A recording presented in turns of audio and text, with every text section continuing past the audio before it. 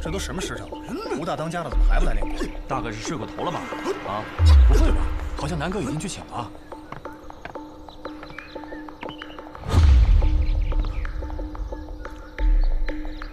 当家的，当家的，天亮了，该出来练功了。当家的，当家的。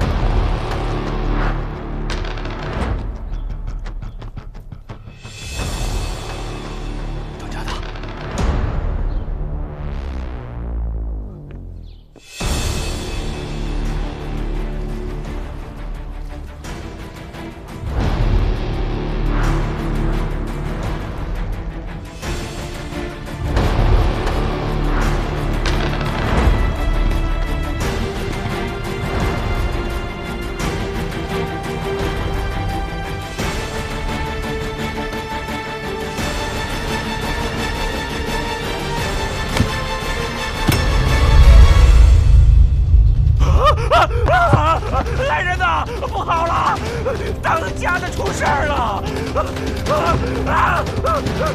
来人呐！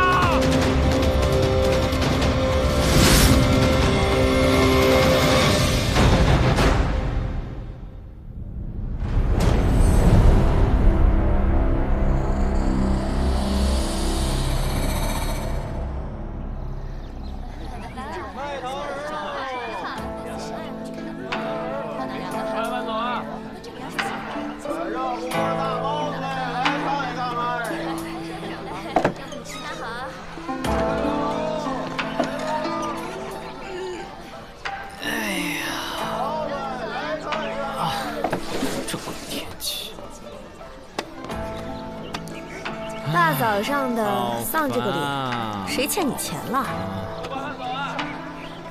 每天晚睡早起，干不完的活比驴还累。累就抽一袋呗。不良嗜好。不良嗜好，架不住老娘乐意呀。到底怎么了？还不是因为这帮无聊的官差，揪着别人的小小嗜好不放。 上街变个戏法，观众被吓晕，能怪我啊？搞得我现在在长安城也不能自由出入了。那就好好干活。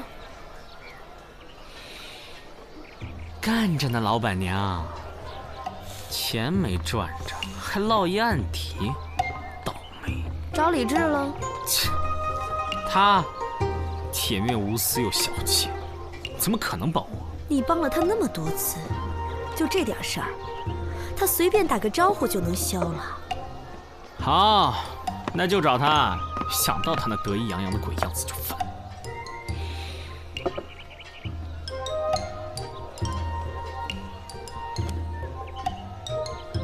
吸烟有害健康。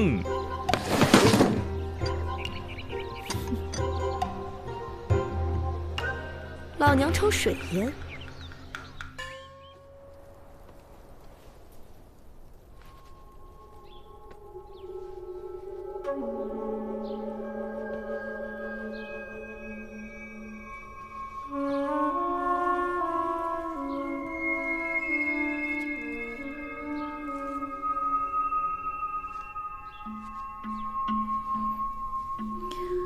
尸体冰冷，皮肤苍白，轻微水肿，肌肉收缩，尸斑浅淡，口鼻部熏样泡沫。没错，可以确认这个武士是溺死的。溺死？你看，尸体的手掌和脚部出现肿胀，但无擦伤，死前没有剧烈挣扎，有意思。 能够确定他具体的死亡时间吗？根据尸斑判断，死亡时间应该是在午夜的子时到丑时。可是我从来没有看到过有人可以凭空溺死，这一点就很奇怪了。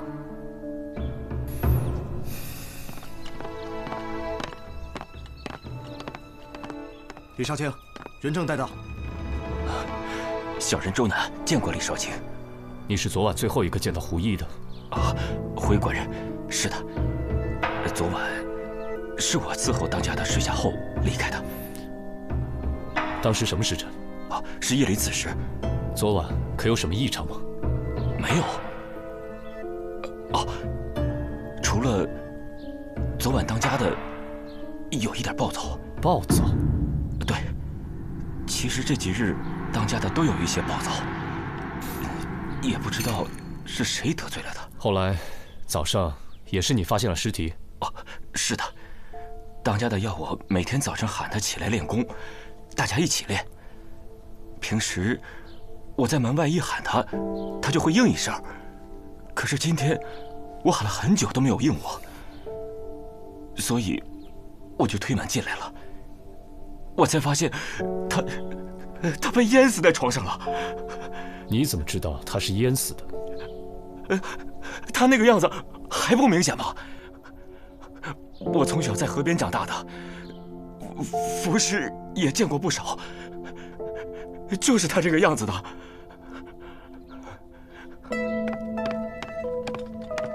糟了，老大！老大，又有人溺死在房里了。又是谁？是一个修鞋匠，他老婆回了娘家，结果今天早上回来的时候，发现她丈夫已经死在床上了，而且民间有个传言，什么？说这是龙王之怒，因为今年长安城里有人对龙王不敬，所以……什么乱七八糟的？老大，你有所不知啊，这自古就有八水绕长安这一说。这八水指的是渭、荆、风、涝、豫、浩、阐、灞这8条河流，它们在长安城四周穿流，而最终都汇入黄河。这长安城的气运自古都与水息息相关。为了百姓安居乐业，陛下每年都要斋戒7天，来供奉这8水中的龙王，让他们庇佑百姓。那这龙王怎么又会发怒呢？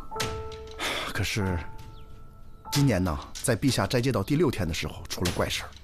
忽然大雨滂沱，水排不出去，可真是大水冲了龙王庙。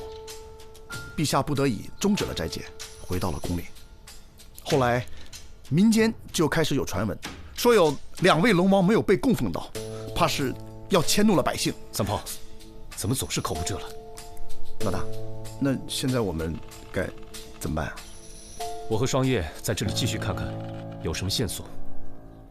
你让萨摩和紫苏和你一起去鞋匠家。是。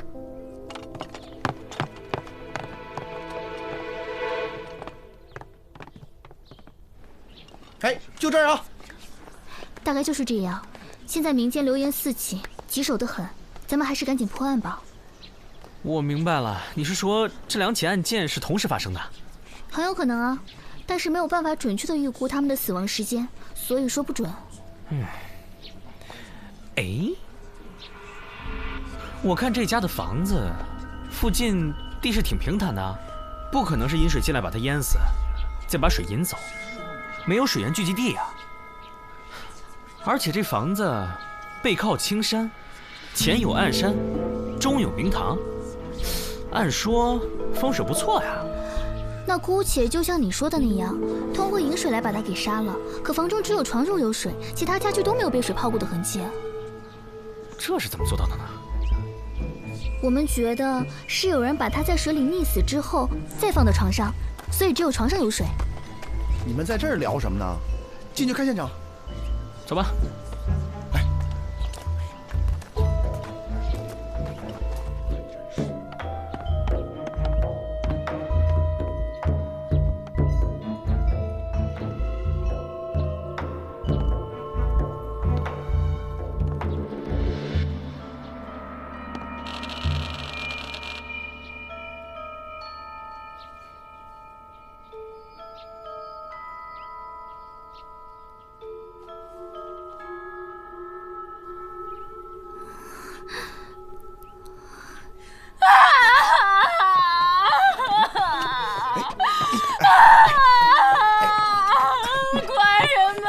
这死者的娘子，快安慰一下，快！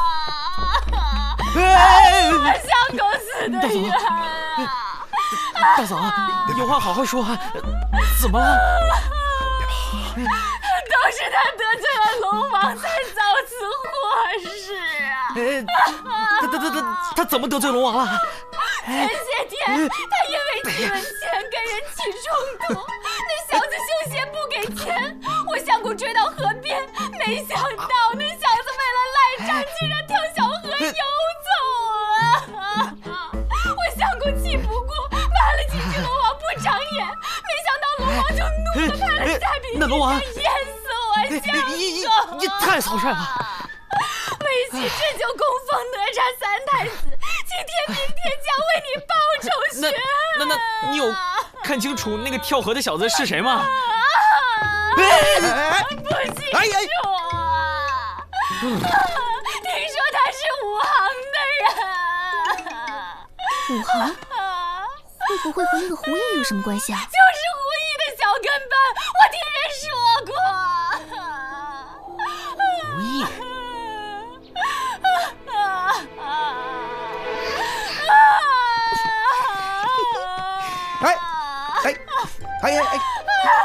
就是胡毅的那个小跟班，我听说过。看丈夫醒了。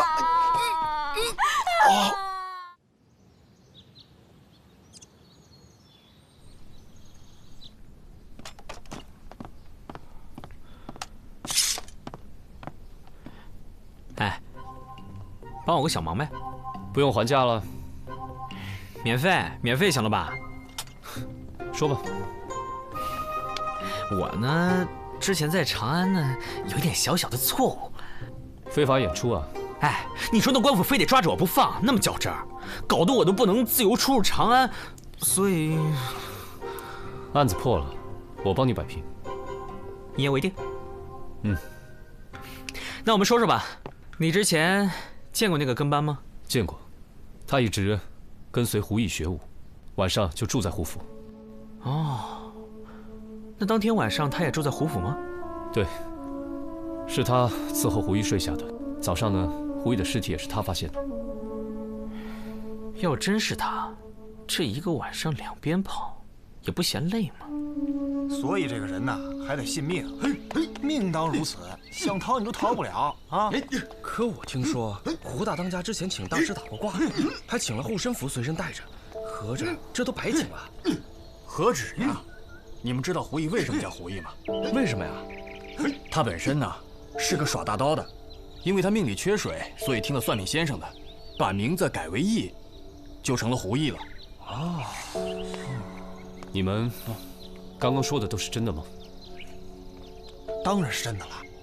这个胡武师啊，之前有人说过他八字轻，后来他不信，结果啊总遇到这些个邪门的事儿。后来他找算命先生算，算命先生说他八字奇特，好像叫什么什么格来着。他命里缺什么，但是又怕什么，总之是跟水过不去，所以最后还是死于水中了，敌不过命啊！哎，练吧练吧练吧，走吧走吧。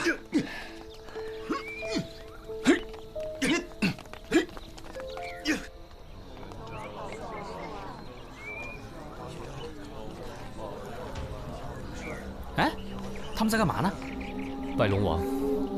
看来之前水冲龙王庙之事余波未了，明月促生。保佑啊，龙王保佑啊！哎，大哥，你们这是在干嘛？这你都不知道啊？最近长安城里刚死了2个人，好像都是被龙王给淹死的。那和你们有什么关系啊？大水冲了龙王庙，我们怕龙王迁怒，得赶紧献上祭品，以保周全呐。什么人在做这些事？哎，这么大的祭拜仪式都是长安城那些大富人家出钱安排的，反正我们这些小老百姓就跟着做就好了。哎，快，跟我们一起拜拜。不用了，不用了。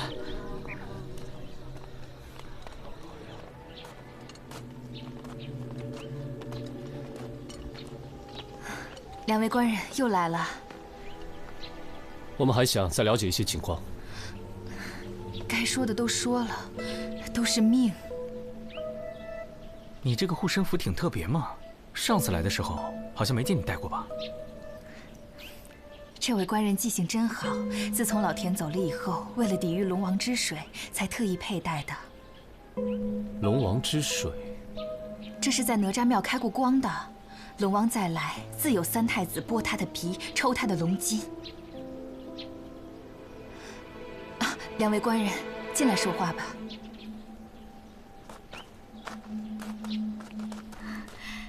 快请进，快请进。哟，你们家这，哇塞，多了这么多好玩意儿啊！这是长安城的妇人送来的，跟我非亲非故，真是大善人呐。听说我们家遭到了龙王的惩罚，所以送来了一些东西，说是慰问家里，给我减轻些生活负担，还送来了一些辟邪的器物呢。真是人傻钱多啊！不，我是说心地善良。你说这大善人咋也不救济我啊？哎，对了，这个大善人是谁啊？就是富甲一方的吴洪熙大善人呀。难得这么有钱的人接挂我们如此穷苦的百姓呢。啊，我去倒茶，你们坐。啊，不着急啊。哎呀，这个大善人可真是大慈大悲啊，菩萨心肠。不想撤案底了是不是？哎，这边取请柬啊！哎，感谢啊！恭喜！感谢上光。哎，这么多人，不会是在开仓放粮吧？过去看看。好啊，反正我又不用销案底。哎，知道了，用得着管我吗？我就看一下，不会耽误你破案的。哎，这位大哥，麻烦问一下，多谢啊！他们这么多人是在干嘛呢？多谢上光。吴洪熙要过寿，宴请全城的百姓，见者有份。好久不见，我不跟你们多说了，我要去排队了。又是这个吴洪熙，真是大好人呐！二位来到门前就是客人啊！一看二位气宇不凡，风姿潇洒，若不嫌弃，请二位进府喝杯清茶。不用了，我们还有要事在身，就不能不给面子。嘿，请。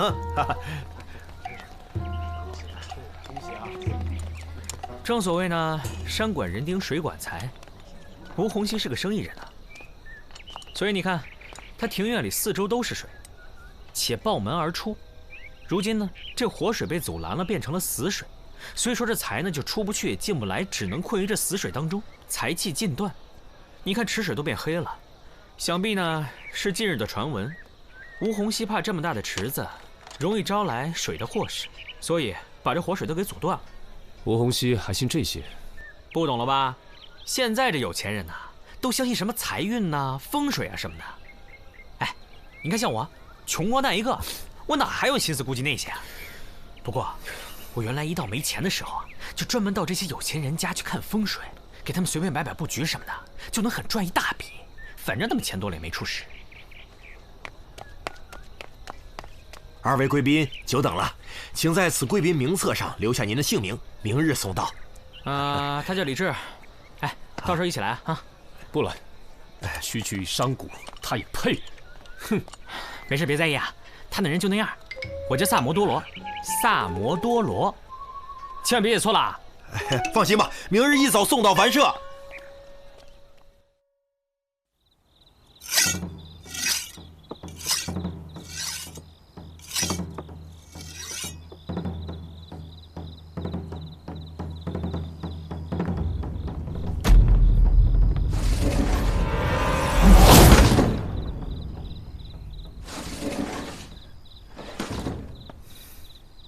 身手不错嘛。你能不能小心点？这要换个人，早就死了。萨摩出去了。我来找你。找我？找你有事。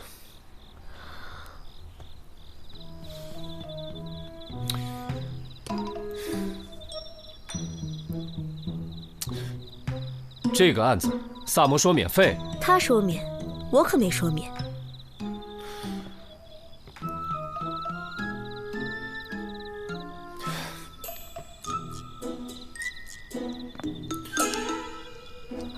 问吧。那个吴洪熙，你认识吗？吴大善人，我家的鱼虾都是从他家进的，买卖做得很大。乐善好施，是远近闻名的大善人。怎么了？那他跟江湖上的人有什么来往吗？买卖做得大，没点江湖上的朋友，容易遭劫呀。当年有河道劫渔船，他雇了武师，大干了几仗，算在江湖上小有名气。知道了。等等，怎么了？萨摩的案底，放心吧，包我身上。我希望你不要笑。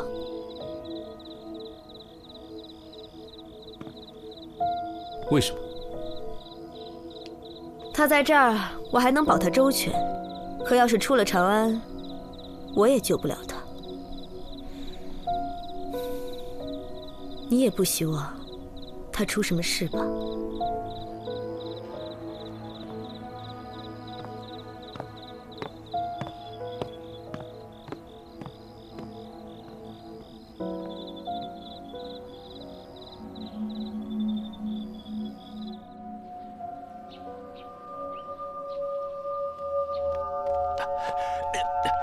官人，官人，哎，官人，我可什么都没做呀！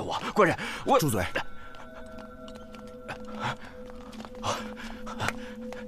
小人见过官人。三胖，这怎么回事？老大，是这样的，他们说西郊山顶上有龙，我正要去看一看。我刚一出城门，就看见他在城墙边上烧纸，面前摆着一碗米饭，然后神神叨叨的，嘴里说着什么不要怪我，赶紧安息吧之类的话。我一看他是武师胡一案的相关人，我就把他带来了。你在给谁烧纸？回官人，是烧给我师父胡毅的。为什么不在他家烧，要去龙王庙？回官人，他是我师父，我自然希望他在那边能过得好一点。老大，我到了以后，他鬼鬼祟祟的，一搜身上有写着胡毅名字的布偶，写满了诅咒。他除了脾气不好，打过你之外，还有什么？他一直都瞧不上我，说我练武也是没有出路的，说我是练野路子的杂种，所以你就怀恨在心，把他给杀了。官人呐，我真的没有杀他，我只是因为之前和他有些不和，现在他走了，我害怕他回来找我，所以我才……那你认识小鞋匠田一秋吗？认识。他也死了，和胡毅的死法一模一样。据传，你和他也有结怨。没错，他弄坏了我的鞋，还要跟我收钱，我当然不干了。后来呢？后来我就再也没有去过他那儿了。错。后来你对他也有记恨，就把他也杀了。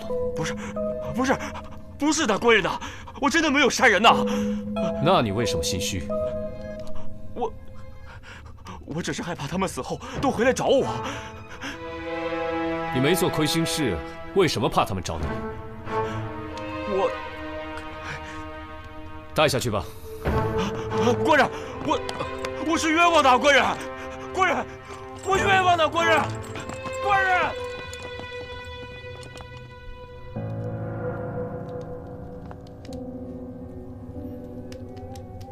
现在就说周南是凶手，会不会太草率？怎么了？胡毅跟田一秋都死在同一个晚上，而且死亡时间也相差无几。如果凶手真是周南的话，他怎么可能在同一时间，在两个相隔甚远的地方，杀死两个健壮的男子呢？如果有同伙的话，那也不难做到。所以就需要我们再详细的调查一下。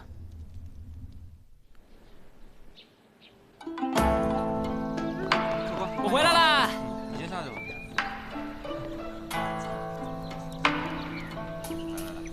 事儿办成了吗？哼，只要我把这个龙王杀人案破了，李治分分钟帮我摆平。那案子现在破了吗？客官您的菜。这个嘛，我饿了，有吃的吗？就知道吃。请问哪位是摩多罗萨？请问哪位是萨多罗？哪位是多罗罗？您的酒。萨摩多罗好吗？啊，不好意思啊，这请柬上写的确实是萨摩多罗。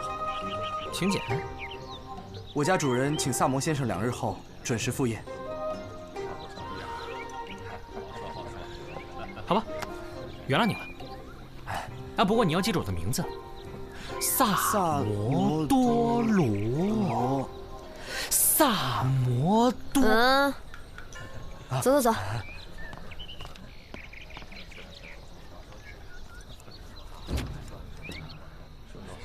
您收好。公子，里面请，请。里面请。您请。请，请。当心脚下啊！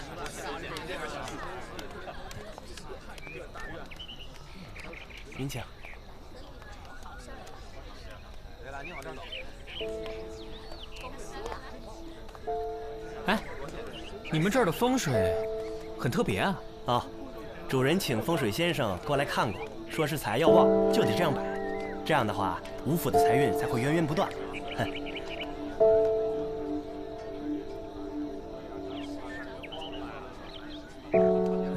公子啊，公子还是请随我到前厅吧。今天晚上主人可是准备了全鱼宴呢。怎么不是烧鸡啊？哎，有没有烤羊烤鸭？我昨天又去了一趟吴洪熙的府上，你猜怎么着？撑着你了。只回答对了一半。案子能到这程度，没工夫听你在这瞎扯。哎，老大，查到了。查到什么了？这个周南啊，因为从小在水边生活，所以他水性极好。切，水性不好，敢跳到河里去游泳啊？你别打岔啊！而且有人看到啊，他总在河里游泳，几乎每天都不间断，冬天都敢往冰河里跳。接着说。他对这2个人如果积怨很深的话，他可以给这2个人下蒙汗药，然后把他们2个拖到水中溺死之后，再拖回床上。这会儿呢，药效也过去了，尸检也检不出什么。这样等到第2天早上，有人发现，这不就完了吗？这个胡毅的起居啊，每天是这个周南来照顾。这个田一秋呢，娘子又回了家，所以只剩他独身一人，所以杀他呢，也并非什么难事。怎么这种眼神看我？是不是觉得我很棒？走吧，陪我再去一趟胡府。我呢？你去找一趟双叶，帮我打听个事儿。什么事儿？你不是很棒吗？你猜啊。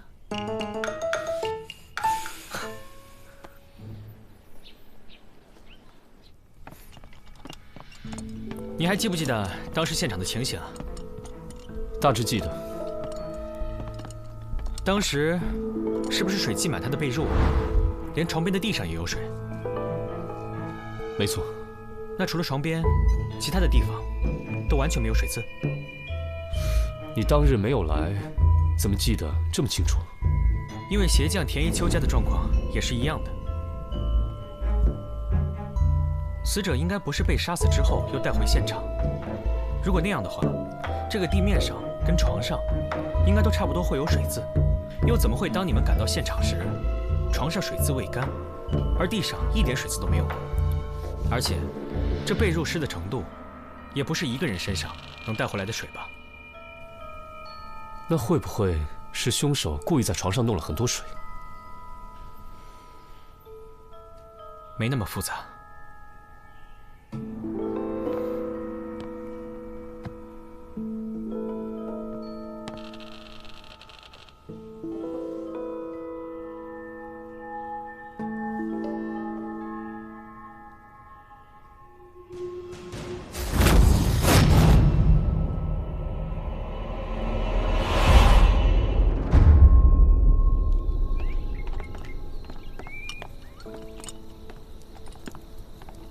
哎，怎么？刚进来时我没有注意，这里的风水也被人改变了。3句话不离风水，你是抽风了还是脑子进水啊？这些东西看似摆得不经意，实际上却悄悄地布了一个局。堪舆术语叫现空陀，天下最阴的阵法。亡灵在这个阵中无法超度，被困于庭中，永世不得超生。你是说，有人杀了人之后又来布了局？哎，打听一下，这些东西都是谁摆放的？哦，都是胡师傅生前的好友送的。还有那个姓吴的大善人送来一些东西，都是随意的堆放在这儿的。谢谢啊。哎，又是这个吴洪熙。看来这个吴大善人还真是有钱人呢。这个吴洪熙以前做的是土产生意，后来经高人指点，就改做水产生意。自此以后啊，那是做的风生水起，赚得盆满钵满，一时无两。这么说，这吴善人风水还挺好，还真是靠水发的财。哎，今晚还有寿宴呢，去不去？反正我又不用销暗地。问到了。你问到什么了？您这边请。双叶问你，你怎么知道的？猜的。你们说什么呢？哎，我要走了，我可不能让吴大善人久等。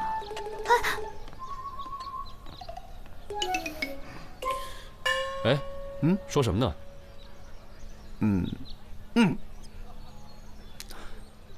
那，你猜呢？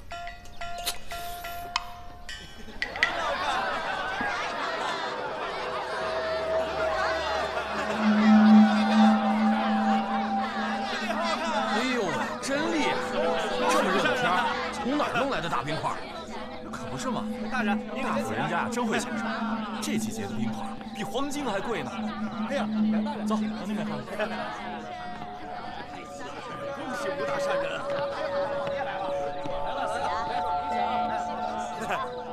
恭喜吴大善人！恭喜啊！恭喜！恭喜恭喜！就是。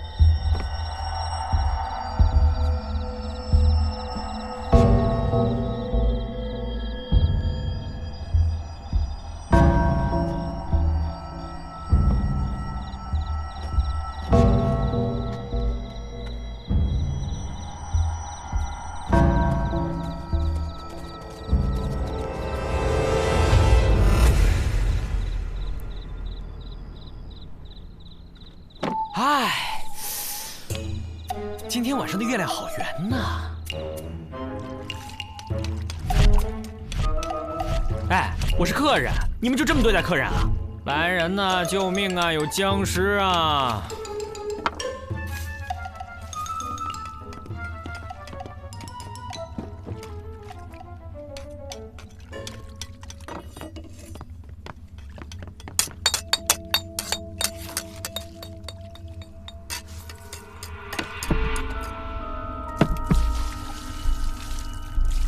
吴家以水产生意为生，用北地玄珠来治病，是为了延长货物的存放时间。可那两个人又不是你们的货物喽。你在胡说些什么？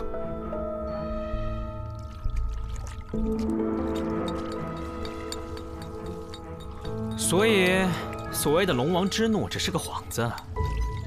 想要把人凭空溺死的话，还要靠冰。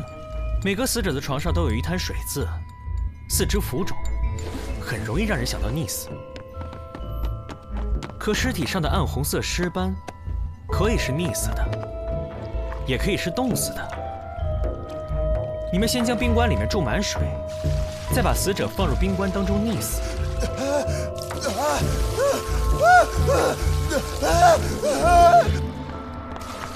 然后你们就离开了。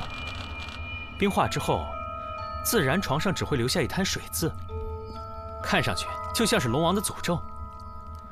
起初我想不通，带着能把人装进去的大冰棺走来走去的话，不是很引人注目吗？可是如果是冰板就不同了，你们只需要把冰板带到死者的家中，然后在连接的地方倒上冰水，冰板很快就可以组装成一个大冰柜。再加上死者都是一个人在家中，很难有人发现你们的踪迹哦。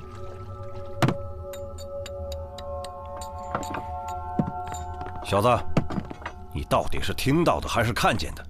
猜的啦。你知道这些又有何用？带你进来的时候，就没打算让你活着出去。哎，你们干嘛？想溺死我？我有3太子护身，淹不死的。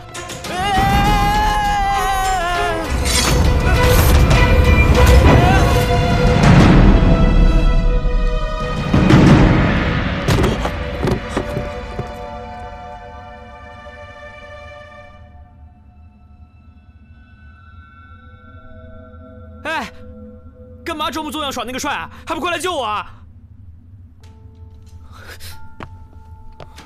命都要没了，话还那么多。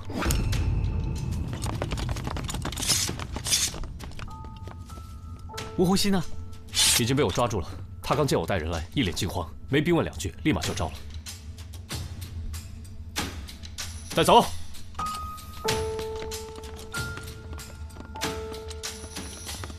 哼。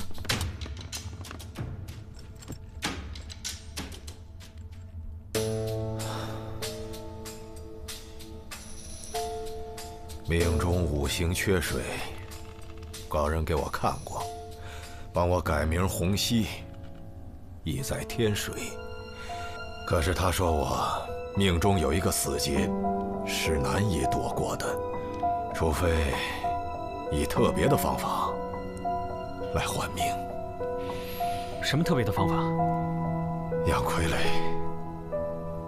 他说让我找几个不同命格的人，以水溺死，再取其魂魄，经过修炼，借此道法，就能改变我的命格。所以，胡毅和田一秋，就是你挑选的人。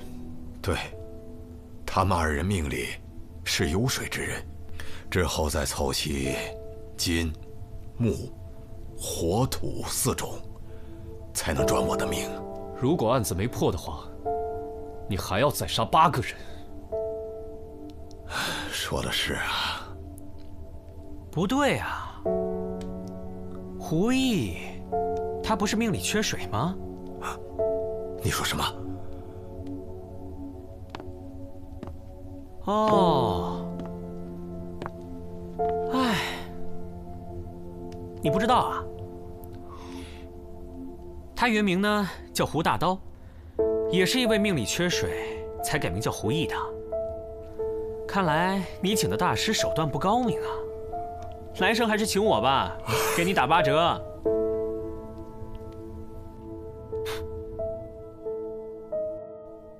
你上次说哪几个东西是局啊？这个，那边那假山，还有那个东西，还有门口那棵老槐树。三炮，是。你怎么会突然想到来破坏这个阵法？那些死者，总不能让他们的亡灵一直困于此地吧？你还相信这些啊？你是抽风了还是脑子进水啊？好好说话。等会儿，之前说好的案子破了，那我早就给你解决了。好，算我欠你个人情。2个。哎，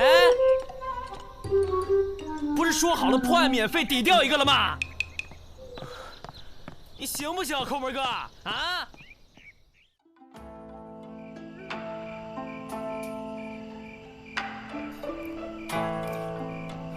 伙计，酒没了。来了。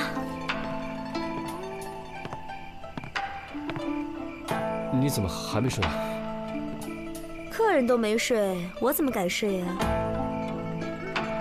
来，我私人的珍藏——古井烧春，酿造3年，窖藏5年，真的是好酒，怎么喝都不上头。算了，烧刀子就行。您的好酒，我喝不起。免费送你。那更不能喝了。为什么？您的案底，我是真消不了。我有什么案底？什么案底？你说清楚。人证、物证有吗？说清楚，我马上跟你走。你急什么呀？我什么时候说要抓你了？李少卿，咱们相识这么久了，我的为人，你应该很清楚了。当然，承蒙你和萨摩鼎力相助，才让大理寺屡破大案，名震朝野。只是这朝堂之上会有些微词。他们说我什么？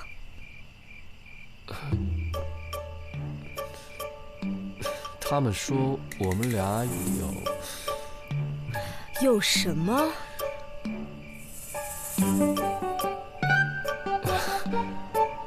不提也罢。你给我说明白了啊！不说明白，你今晚别想走。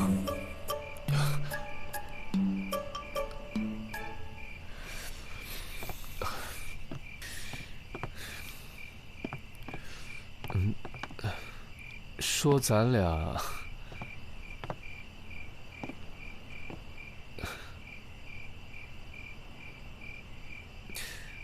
有私情。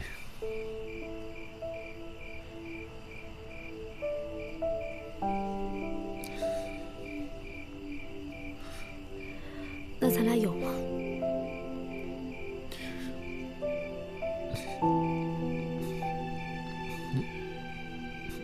没有吧？那你有吗？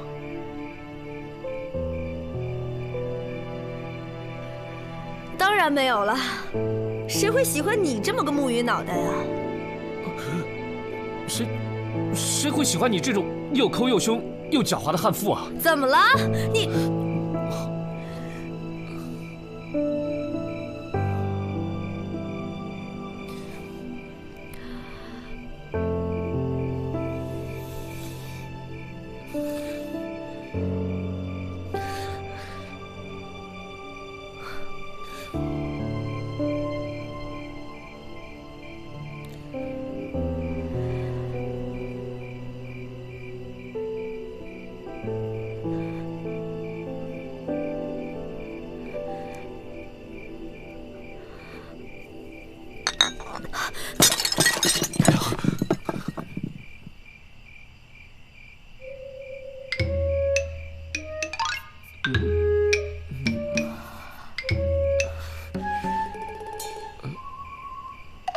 这个你碰到的，不，那个我下月领了薪水，我一定会还。